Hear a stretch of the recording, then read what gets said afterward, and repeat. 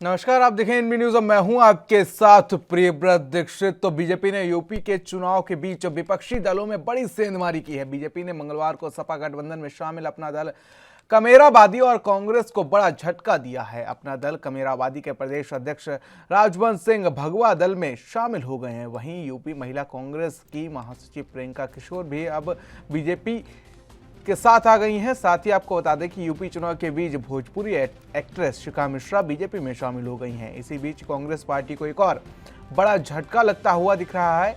पूर्व केंद्रीय कानून मंत्री अश्विनी कुमार ने कांग्रेस से इस्तीफा दे दिया है।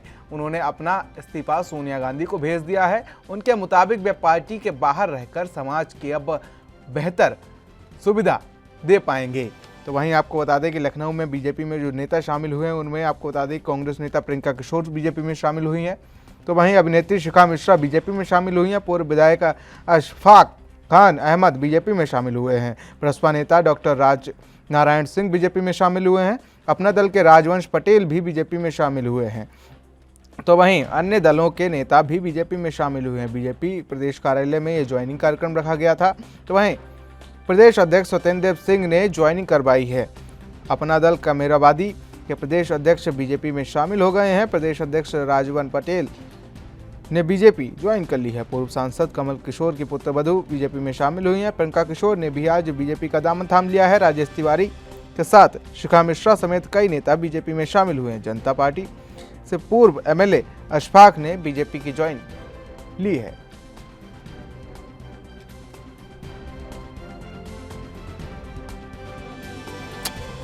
तो आज का दिन जो है वो आया राम और गया राम की राजनीति के लिए काफ़ी अहम रहा है, क्योंकि जिस तरीके से बीजेपी और अपना दल के बीच ये नेताओं का आदान प्रदान हुआ है, ये देखने वाली बात होगी।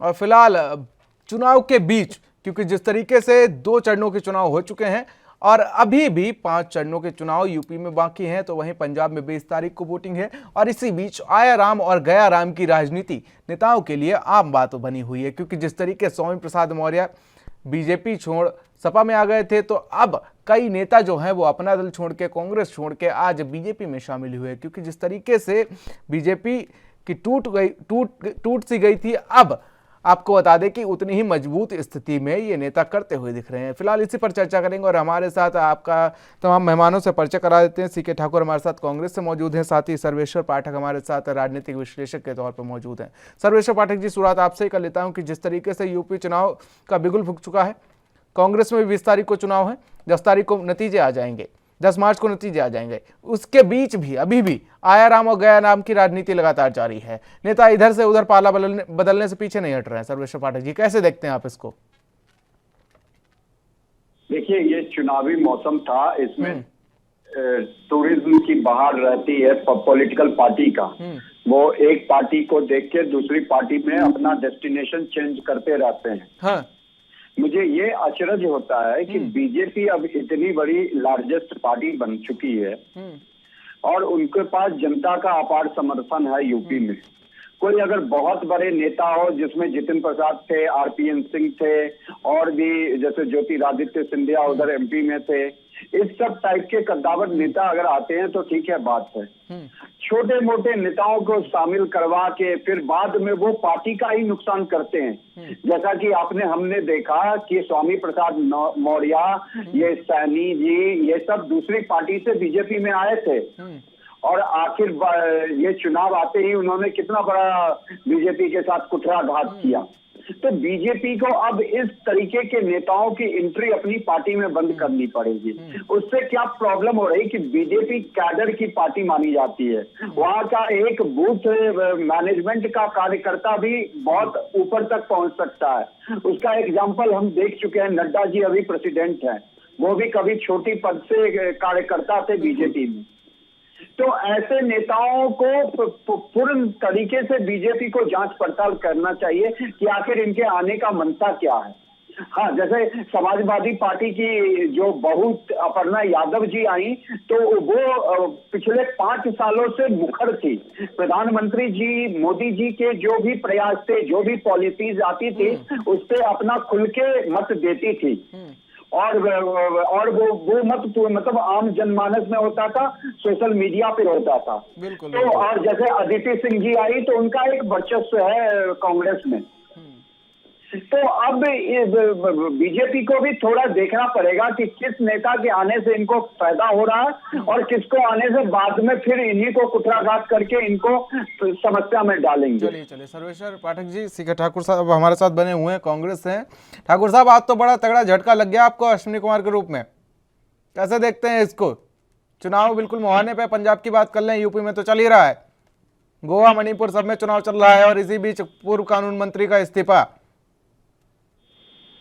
देखिए, कांग्रेस एक महासमुंदर है और उससे निकलना आना जाना लगे रहता है, लोगों का कोई अंतर नहीं पड़ता। अश्विनी कुमार जैसे हमारे पूर्व गृह राज्य मंत्री रहे, लेकिन आज के डेट में मुझे लगता है कि उनको अपना कहीं से मन बना होगा कि हम इस पार्टी में ना रहें, कहीं से प्रेशर होगा, कहीं से उनको लोभ मिला होगा, तो चले गए हम, उससे कोई अंतर नहीं पड़ने वाला।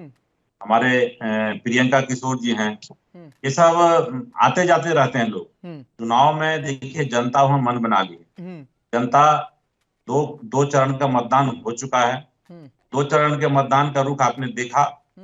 जनता अपना मन बना चुकी है कि हमको कहाँ जाना है। वहां पूरी तरह से भारतीय जनता पार्टी के खिलाफ माहौल है। नहीं, जनता अब तो भारतीय जनता पार्टी अपना हाथ, ठाकुर साहब, जनता तो मन बना चुकी है, नेता भी मन बना चुके हैं क्या कुछ नेता इधर से उधर जाने के लिए? मैंने क्या कहा, भारतीय जनता पार्टी सोचते हैं कि कहीं से कुछ वोट आ जाए, जो उनका हश्र है अभी यूपी में होने वाला है।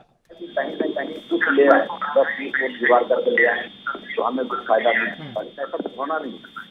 जनता पूरी तरह से तैयार हो चुकी है कि हमको भारतीय जनता पार्टी और माननीय योगी जी के खिलाफ वोट करना है और राज्य में नए सरकार का गठन करना है।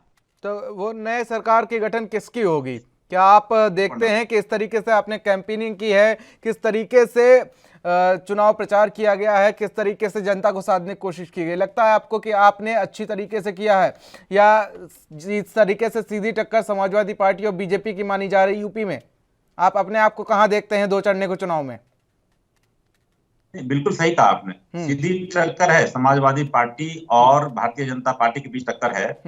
समाजवादी पार्टी अव्वल है और जहां जहां जनता को लग रहा है कि भारतीय जनता पार्टी को कांग्रेस हराएगी, वहां कांग्रेस अपने आप को आगे देख रही है और कांग्रेस वहां पे जीतने जा रही है। तो चूंकि जनता ने देखा कि जो माननीय योगी जी के शासन काल में जो त्रासदी हुआ, जो किसानों पर हमले हुए, जो बहन बेटियां वहां बेआबरू होती रही, तो उन सब को लेकर के पूरी तरह से जनता वहां अपना मन बनाई है कि हमको भारतीय जनता पार्टी को हराना है। इसलिए जहां मौका उनको मिल रहा है कि हमको भारतीय जनता पार्टी के उम्मीदवार को हराना है, तो वो लगे हुए। आप भी इसमें लगे हुए हैं कि चाहे कांग्रेस जीते या नहीं जीते, भारतीय जनता पार्टी को उम्मीदवार हारना चाहिए।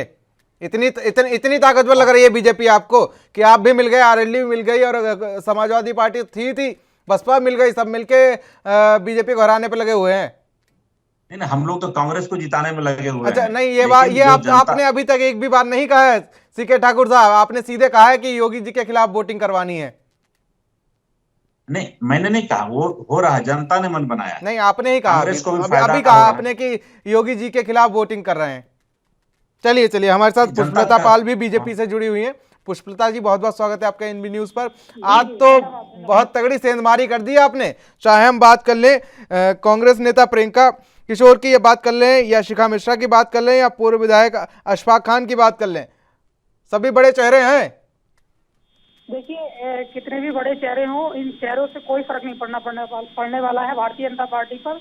और हम लोग उत्तर प्रदेश की अगर बात करते हैं तो उत्तर प्रदेश में जिस तरीके से डबल इंजन की सरकार ने काम किया है, बिना किसी भेदभाव के, सबका साथ, सबका विकास, सबका विश्वास के आधार पर पार्टी अपने जितने पार्टी ने एजेंडे दिए, जितने पार्टी ने अपने संकल्प पत्र की बात की, जितने वायदे किए, जो अंतिम तौर पर खड़े व्यक्ति की, गरीब की व्यक्ति को घर पहुंचाने का काम किया, उसको शौचालय देने का काम किया, उसके घर गैस देने का काम किया, उसको सम्मान देने का काम किया। किसान सम्मान निधि की बात की जाए तो वो हर एक गरीब व्यक्ति को दिए, हर तरीके से सबके साथ। अरे, किसान सम्मान निधि कैसी बात कर रहे हैं आप? किसान सम्मान निधि कितने पैसे भेज रही हैं आप 6 महीने में? जी, किसान सम्मान निधि में उत्तर प्रदेश की गवर्नमेंट, योगी जी की गवर्नमेंट के द्वारा साल में 6,000 रुपए उनको दिए जा रहे हैं।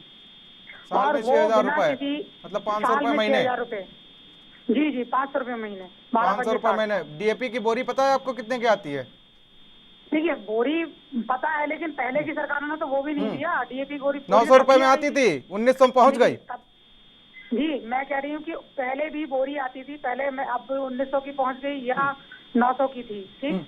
लेकिन बोरी तो पहले भी खरीदते थे लोग, खरीदते थे, 900 में खरीद लेते थे। अब 1900 रुपए में 500 रुपए आपके भी लाले 1400 हो जाते हैं, फिर भी 500 रुपए बच जाते हैं। देखिए, हम लोग कहीं धांधलेबाजी में नहीं है उसका। ये क्या है धांधलेबाजी? नहीं है, आप मुझे सीधे शब्दों में साफ तौर पर समझा दें। देखिए, साफ साफ ये बात कहना चाह रही हूँ कि बिना किसी भ्रष्टाचारी के, बिना किसी दलाल के, बिना किसी गुंडे के, सीधे सीधे जो भी धनराशि ऊपर से शौचालय के लिए अगर भेजी गई 12,000 तो 12,000 खाते में आई है उसकी। अगर किसान सम्मान निधि 6,000 भेजी जा रही है तो 5,999 नहीं आ रही है, पूरी 6,000 आ रही है। जिस तरीके से भ्रष्टाचारी उत्तर प्रदेश के अंदर समाजवादी पार्टी के द्वारा की गई या बसपा के शासनकाल में हुई, आज 1 रुपया अगर ऊपर से भेजा जाता है तो उस गरीब के खाते में 1 रुपया पहुंचता है। बात रहती है, क्योंकि मैं भी एक महिला हूं तो मैं देखती हूं महिलाओं को रात में, आधी रात अगर किसी बहन की स्कूटी में पंचर हो जाता है तो वो 100 नंबर पे फोन करती है, तुरंत पुलिस वहां पहुंचती है। नहीं, 112 पे करती है। अब 112 पे करती है। आप सपा की सरकार की याद दिला रही है 100 नंबर का नाम लेके। नहीं, पहले 100 नंबर हुआ था, उसको वो 112 नंबर कर दिया। हाँ, योगी जी ने किया था। जी जी, योगी जी ने किया है, तो मैं उसी की बात कर रही हूँ कि तो 100 नंबर ना कहिए ना, 112 कर दीजिए। आप भी लग रहा भूल ही नहीं है सपा सरकार को। नहीं, भूल, देखिए मैंने 112 ही 112 पे नहीं 100 नंबर कहा था आपने भी समाजवादी पार्टी सरकार को याद दिला दिया। सुविधा उन्हीं की है। समाजवादी पार्टी की तो मैं बात ही नहीं कर रही हूँ, उस पार्टी उसी की बात कर रही हैं आप। 112 की आप बात कर रही हैं। महिला, आप सुनिए मेरी बात सुनिए, छोटी सी बात है। आप इस पर उपलब्धि पर अपनी श्रेय ना लीजिए। ये 100-112 वाली जो है, आपने सिर्फ नाम चेंज किया है। समाजवादी पार्टी सरकार की योजना थी। महिलाओं के साथ बलात्कार, भ्रष्टाचारी, आए दिन लूट खसोट, चोरियां सब कर रही हैं। उन्नाव हाथरस कांड क्या था? पूरी तरीके से देखिए, हाथरस कांड पे जबरदस्ती उछाला गया। हाथरस कांड में कोई नहीं हुआ, किसी प्रकार ऐसी कोई बात नहीं। अरे मैडम, कैसी बात करती हो आप? कैसी बात करती हो? देखिए भाई साहब, मैं उत्तर प्रदेश के संभल जिला, उन्नाव कांड में क्या हुआ? उन्नाव कांड में देखिए, संभल जिले की बात करती हूँ मैं। संभल जिला इतना संवेदनशील इलाका है कि यहाँ पर जरा सी देर में कुछ भी हो जाता था। ये संभल जिले में आज इतने शांतिपूर्ण तरीके से हर महिला, हर समाज की महिला, चाहे वो हिंदू हो या मुस्लिम हो, बहुत सम्मान से जी रही है। हर तरीके से योगी मोदी जी के गुण गा रही हैं और महिलाएं पूरी तरीके से भारतीय जनता पार्टी के समर्थन में खड़ी हैं। और ये तो 10 मार्च को पता लगेगा सभी विरोधी पार्टियों के लिए। 10 मार्च को तो बहुत कुछ पता चल जाएगा। 10 दिन पहले होली से कौन मनाएगा होली, ये भी पता चल जाएगा। सीके ठाकुर साहब,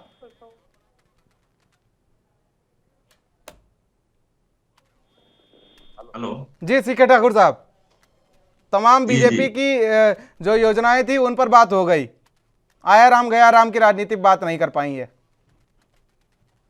देखिए, आया राम गया राम आते जाते रहते हैं। सही कहा पाठक साहब ने कि आया राम गया राम ऐसे आते जाते रहते हैं। जनता ने पूरी तरह मन बना लिया है कि बेरोजगारी का जो आलम है उस राज्य में, और जो महंगाई है, आपने अभी खुद कहा कि जो किसान का डीएपी 500 रुपये में मिलता था, अभी 1900 रुपया हो गया था।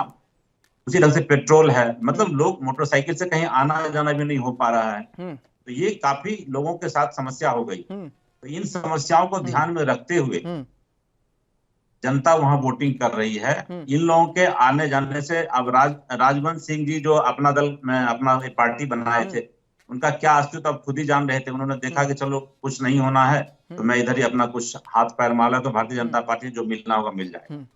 प्रियंका किशोर जी हमारे दल में थी, लेकिन उनका कोई खास वहां वजूद नहीं था। तो भारतीय जनता पार्टी में शामिल होकर के अपना कुछ वहां सोच रही कि कुछ हमको पद मिल जाए, कुछ कर लें, आगे चले जाए। शिखा मिश्रा जी देखे गायिका हैं और वो अपना काम कर रही हैं। शिखा मिश्रा जी तो उनका काम है कहीं भी जाकर के एडजस्ट होकर के अपना काम करेंगी। तो इस ढंग से आने जाने से कोई अंतर पड़ने वाला नहीं है। दूसरे चरण का मतदान खत्म हो चुका है। तीसरा चौथा जो चरण है उसमें अब देखना है कि क्या होना है। चलिए आपने पहले चरण में ठाकुर देखा साहब, किस ठाकुर ढंग साहब, से ये समझने के लिए हम राजनीतिक विश्लेषक सर्वेश्वर पाठक जी से पूछ लेते हैं। सर्वेश्वर पाठक जी, अभी अभी पुष्पलता पाल जी कह रही थी कि 100 नंबर मिलाइए और तुरंत आपकी मदद करने के लिए यूपी पुलिस खड़ी होगी। और शायद भूल गई होंगी कि अखिलेश सरकार की योजना थी, अखिलेश सरकार क्रेडिट खुद लेने गई है 112 नंबर का नाम लेके। देखिए प्रियव्रत जी, उनसे भूल हो गई, 112 की जगह 100 बोल दिया। जनरली हम सभी बचपन से जानते थे कि 100 नंबर डायल करो तो पुलिस आती है, तो इस बात का कोई ये नहीं होना चाहिए। ठीक है, अखिलेश यादव ने 100 को 100 नंबर किया था। 100 नंबर तो कोई आज तक, मतलब सिंस बिगिनिंग जब हमें दिमाग नहीं, उस चीज पे क्रेडिट लेती दिख रही है। एक चीज तो है, चाहे कोई भी हो, बीजेपी क्रेडिट लेने में बिल्कुल पीछे नहीं। समाजवादी पार्टी किया क्या है जो कोई बीजेपी इसका क्रेडिट मिलेगी? एक आगरा और लखनऊ का जो एक मेट्रो था 4 बाग से लेके, उस मेट्रो की दूरी और भी तो 5 साल में बढ़ा सकती थी। वो सब बातें खत्म करिए। अभी प्रेजेंट मुद्दा चुनाव, 2 चरण का चुनाव हो चुका है, 3rd चरण की तैयारी हो रही है और दोनों पार्टी आमने सामने में है और आमने सामने है, लेकिन कि कौन कितने पानी में है। दूसरी बात, सीपी ठाकुर साहब कह रहे थे कि अश्विनी कुमार जी के जाने से कुछ नहीं होगा। मेरे को कहना है कि देखिए अश्विनी जी किसी के आने जाने से ठीक है, पार्टी में कुछ नहीं होता। जैसे बीजेपी छोड़ के स्वामी प्रसाद मौर्य गए, सैनी जी गए, बहुत बड़ा हंगामा क्रिएट करवाया कि दलित नाराज है बीजेपी से, ओबीसी नाराज है बीजेपी से, लेकिन कुछ हुआ नहीं। बस इतना हुआ कि बीजेपी जितने लोगों का अपने सिटिंग एमएलए का टिकट काटने वाले थे उसमें से कुछ का ही काट पाई। बिल्कुल, तो बाकी के उसको तुरंत वाली लिस्ट आ गई थी और उसमें कई एमएलए बढ़ गए थे। प्रियव्रत जी एक मिनट, असली जी जो छोड़ के गए उन्होंने कितना बड़ा ग्रेट चार्जेस लगाया पार्टी पे। एक तो अमरिंदर सिंह वाला इंसिडेंट उन्होंने उठाया कि उनको इस तरह से अपमानित नहीं करना चाहिए था। दूसरा, जो सुभाष चंद्र बोस जी की जो प्रतिमा स्थापित होने वाली है इंडिया के, भी कांग्रेस पार्टी का जो स्टैंड था उस पर भी उन्होंने प्रश्न चिन्ह लगाया पार्टी के शीर्ष नेतृत्व से। साथ ही साथ गुलाम नबी आजाद जो इतने बड़े मतलब राजनीति के नेता माने जाते हैं और उनको पद्म भूषण से नवाजा गया, या पद्मश्री में मुझे सही करिएगा, और उस पर भी कांग्रेस के लोगों ने उनकी मतलब मखौल उड़ाया और उनकी बेइज्जती की। तो अश्विनी कुमार जैसे जो दिग्गज रहे, वरिष्ठ रहे, सांसद रहे कई बार, और जिस तरीके से कानून मंत्री रहे, तो उनकी जो छवि है कांग्रेस में, लगातार कांग्रेस टूटती हुई नजर आ रही। जिस तरीके से बात कर लें, भाई 70 साल तुमने राज किया है, उसके बाद तुम्हारे साथ ज्योतिरादित्य सिंधिया नहीं रहे, क्या उनकी छवि थी? जितिन प्रसाद नहीं रहे, अब ये कानून मंत्री भी चले गए अश्विनी कुमार, तो फर्क तो साफ पड़ता नजर आ रहा है। शायद ये इसका जो असर है सर्वेश्वर पाठक जी, इसका जो असर है वो यूपी चुनाव में साफ तौर पर देखने को मिल रहा है, क्योंकि अजय लल्लू भी उतने एक्टिव नहीं देखने को मिल रहे हैं जितने हम बात कर ले नरेश उत्तम पटेल की कर लें, या हम बात कर लें इनकी स्वतंत्र देव सिंह की, जितने वो एक्टिव दिख रहे हैं वो नहीं दिख रहे हैं।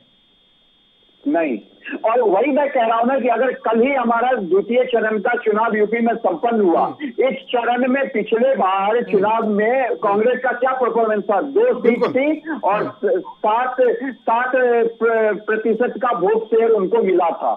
तो अब प्रियंका गांधी के मैदान में आने पे भी कोई खास असर नहीं दिख रहा है। कांग्रेस के शीर्ष नेतृत्व को समझना पड़ेगा, और उनके जो दिग्गज और कद्दावर नेता हैं, अश्विनी कुमार जी बहुत बड़े नेता थे, उन्होंने पार्टी को दिया है। राहुल गांधी जी की उम्र कितनी है? 50 या 55 के आसपास है, मतलब इसी के बीच में है, और उन्होंने 46 साल पार्टी को दिया है अश्विनी कुमार जी ने। और इतने बड़े नेता अगर आपको छोड़ के जा रहे हैं तो ये बहुत चिंता का विषय है। G23 ऐसे ही आपके यहाँ मनीष तिवारी जी जैसे कद्दावर नेता को पंजाब में आपने रोल नहीं दिया। तो ठाकुर साहब का कहना कि जनता नाराज है यूपी में, देखिए यूपी में भले बीजेपी की सीट कम हो जाएगी, लेकिन सरकार योगी जी की ही बनने वाली है, ये आप बात मान के चलिए, और मैं लिख के देता हूं, और 10 मार्च को ये साबित हो जाएगा। पुष्पलता पाल जी हमारे साथ बीजेपी से मौजूद हैं। पुष्पलता पाल जी, सीधे तौर पर सर्वेश्वर पाठक जी सरकार बनवा रही हैं आपकी? पुष्पलता पाल जी, आवाज पहुंच रही है क्या आप तक? चलिए, शायद पीसीआर से कहूंगा कि इनको जोड़ने की कोशिश की जाए। सीके ठाकुर साहब, आप कह रहे हैं कि कोई भी असर नहीं पड़ेगा, 46 साल उन्होंने पार्टी को दे दिया, फिर भी कोई असर नहीं पड़ेगा? 40 साल का मामला नहीं है। अभी जो पिछले लोकसभा से जब आकलन करेंगे आप, माननीय अश्विनी इस देश के गृह राज्य मंत्री रहे, आरपीएन सिंह जी इस देश के गृह राज्य मंत्री रहे, वो भी रहे।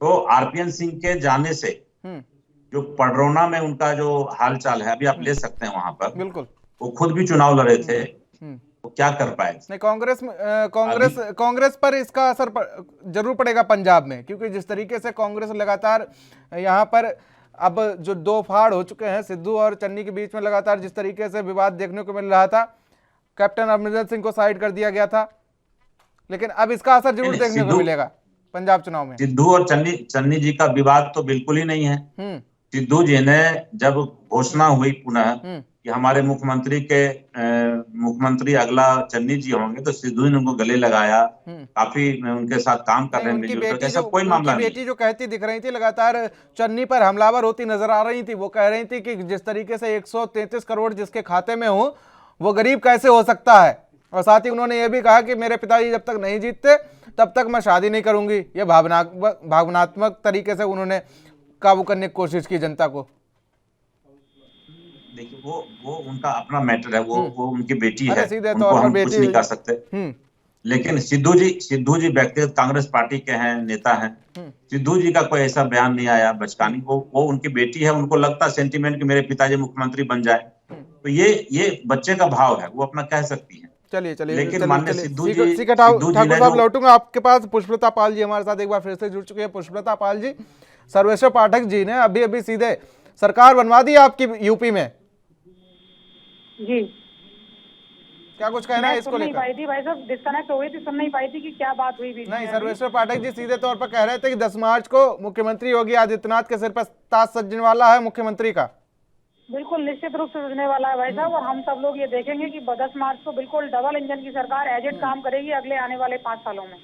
लेकिन निश्चित रूप से सरकार बनेगी और 300 से ऊपर सीटें हम लोग लेकर के भारतीय जनता पार्टी में जो विकास एजेंडे, जो नया संकल्प पत्र आया है, उसको पूरी तरीके से खरा उतरेंगे और हर एक व्यक्ति को उसके लाभ देने की, उसको जिस तरीके से योजनाएं संकल्प पत्र में दी गई हैं, महिलाओं को लेकर भी दिया गया है कि उनको 60 साल से ऊपर यात्रा फ्री है, या किसानों को गन्ना भुगतान की बात अगर की जाए तो 14 दिन के अगर भुगतान नहीं होगा तो मई ब्याज से उसको वापस किया जाएगा।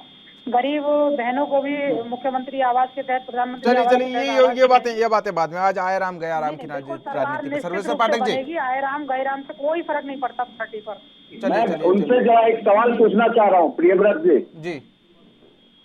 मैं बीजेपी के प्रवक्ता महोदया से पूछना चाह रहा हूँ कि अब चुनाव है, आपके पास इतने बड़े बड़े कद्दावर नेता खुद ही है, तो आप क्यों ये छोटे मोटे लोगों को अपनी पार्टी में शामिल करवाते रहती हैं, जो कि बाद में जाके पार्टी को ही डेंट करते हैं, पार्टी को ही नुकसान पहुंचाते हैं, पार्टी को ही छवि बर्बाद करते हैं। और सरकार अगर बन जाएगी इस बार और अगली बार लगेगा कि आपकी सरकार नहीं आ रही है, तो छोड़ के चले जाएंगे स्वामी प्रसाद मौर्य की तरह।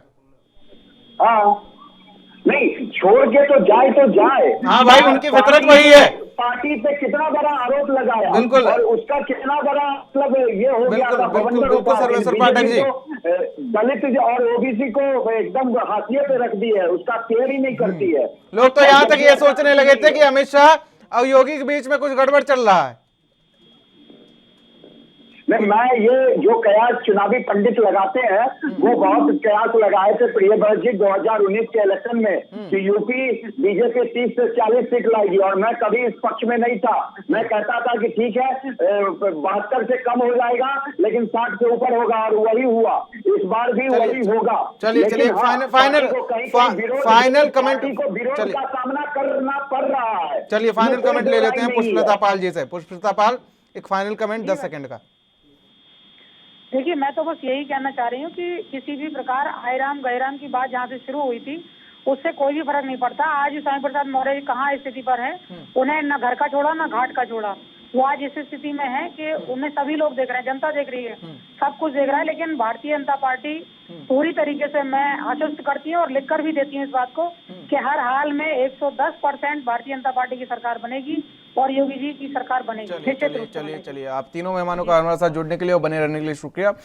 तो जिस तरीके से 10 तारीख को मुख्यमंत्री का ताज किसके सिर पर चढ़ेगा, चुनाव मुहाने पर है, यूपी में 2 चरणों में चुनाव हो चुके हैं। पंजाब में 20 तारीख को वोटिंग है, साथ ही गोवा और मणिपुर में भी चुनाव होने हैं। तो लेकिन जिस तरीके से अगर बात की जाए तो अभी भी आया राम और गया राम की राजनीति लगातार जारी है। नेता एक अभी भी चुनाव का सफर चल रहा है, लेकिन नेता अभी भी पार्टी बदलने से पीछे नहीं हट रहे हैं। आखिर इसके पीछे उनकी क्या चाल है, ये तो फिलहाल अब देखने वाली बात होगी कि आखिर क्या लगता है उनको कि बीजेपी की सरकार आ रही है और सरकार बनने से पहले ही बीजेपी का दामन थाम लो। फिलहाल एनबी न्यूज की इस खास पेशकश में मेरे साथ इतना ही। देश और दुनिया के अहम खबरों के लिए बने रहिए एनबी न्यूज के साथ। नमस्कार।